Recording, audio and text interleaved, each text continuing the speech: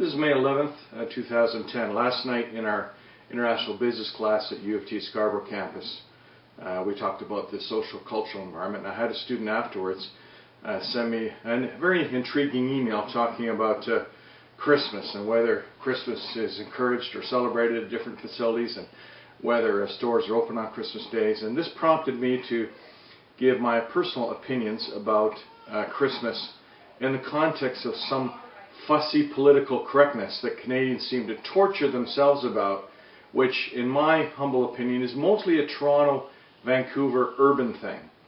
It doesn't happen in the rest of Canada.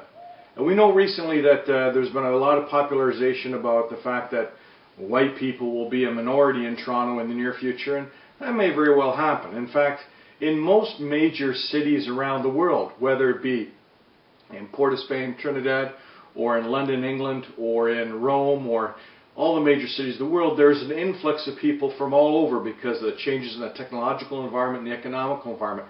And those indigenous people, whether they be Italians in Rome or English people in London, are increasingly becoming either a minority or close to less than half of the original population. That's just a natural thing.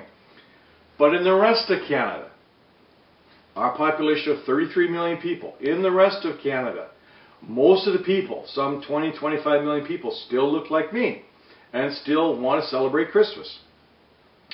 Why we like to say Canada is very multicultural, I think it would not be honest if we didn't say we're really talking about three major cities here, Toronto, Vancouver, Montreal. Yes, there are large pockets of particular groups of people that came into parts of Manitoba, certain parts of Eastern Ontario and so on. But 25 million Canadians in the rest of Canada look like me and are perfectly free to want to say Merry Christmas without the risk of offending their neighbor.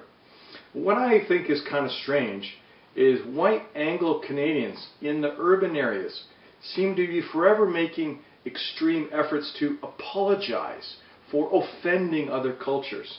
And I find this kind of unusual and strange. And my students find it kind of strange too. And they say that it leads to silly things like withdrawing Christmas trees from corporate lobbies because someone might be offended.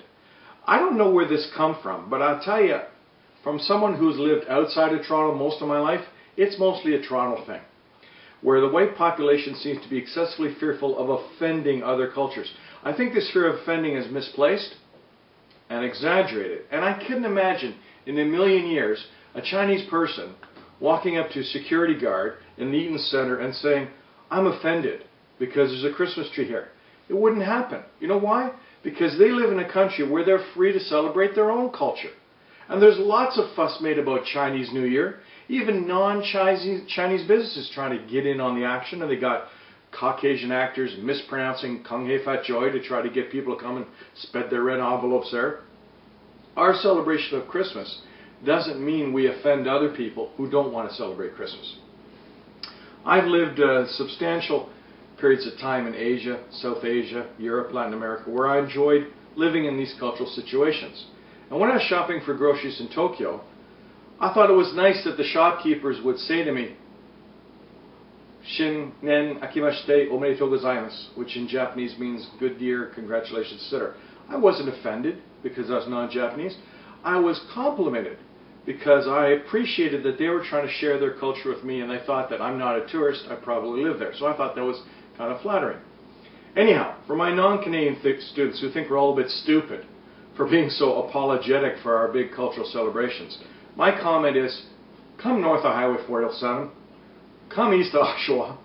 We'll be proud to talk about St. Patrick's Day, May 2-4 weekend, Thanksgiving, Halloween, and we'll share with you how the majority of Canadians feel without being apologetic.